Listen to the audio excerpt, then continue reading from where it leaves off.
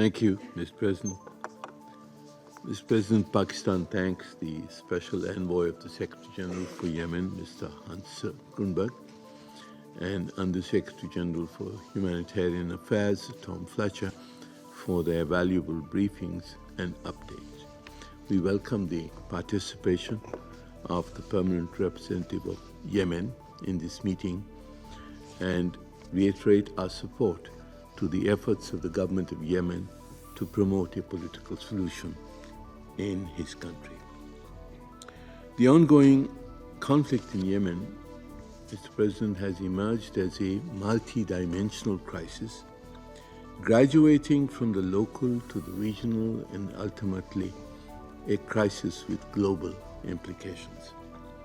We need to address the various facets of this crisis through effective diplomacy and a collective response. We reaffirm our support for the efforts of the United Nations Special Envoy Grunberg, as well as regional initiatives, particularly by Saudi Arabia and Oman, to facilitate a negotiated political settlement. Pakistan also appreciates the continued engagement of the Special Envoy with regional countries and others involved in the Yemen crisis. Mr. President, while welcoming the release of the crew of Galaxy Leader, we strongly condemn the arbitrary detention of UN personnel and the staff of international and national NGOs and diplomatic missions by Ansarullah, including the most recent additional detentions.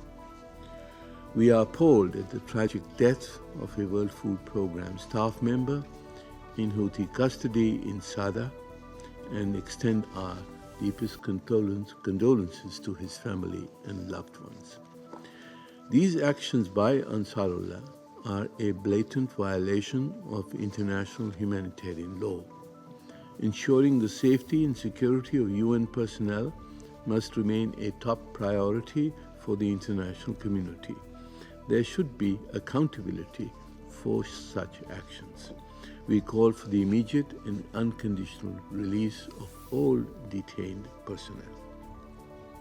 Mr. President, the continued suspension of UN operations due to these actions further exacerbate the already dire humanitarian crisis in Yemen.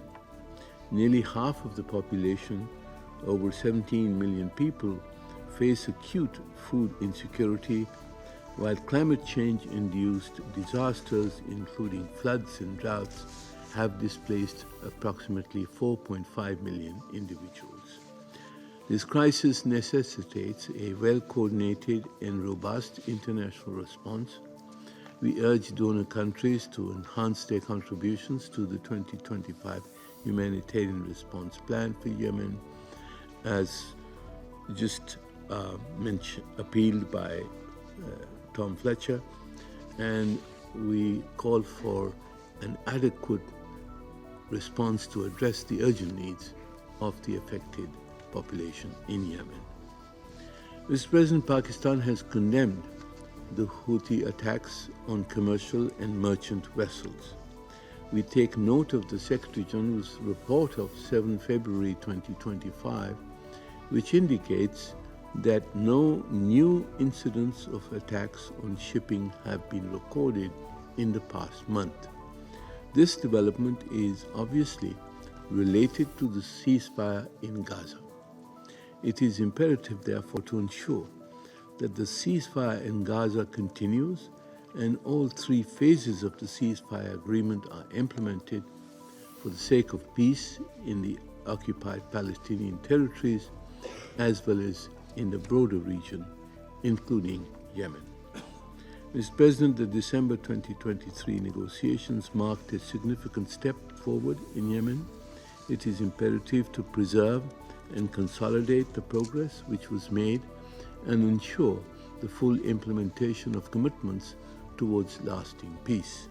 We share the Special Envoy's view that the roadmap remains a viable path towards initiated by a nationwide ceasefire, a structural political process, and addressing critical economic and humanitarian challenges facing Yemen.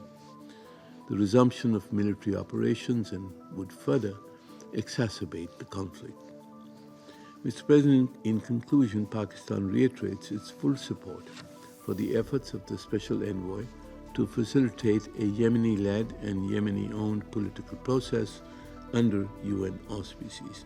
We stand in solidarity with the people of Yemen in their pursuit for peace, stability, and prosperity. Thank you, Mr. President.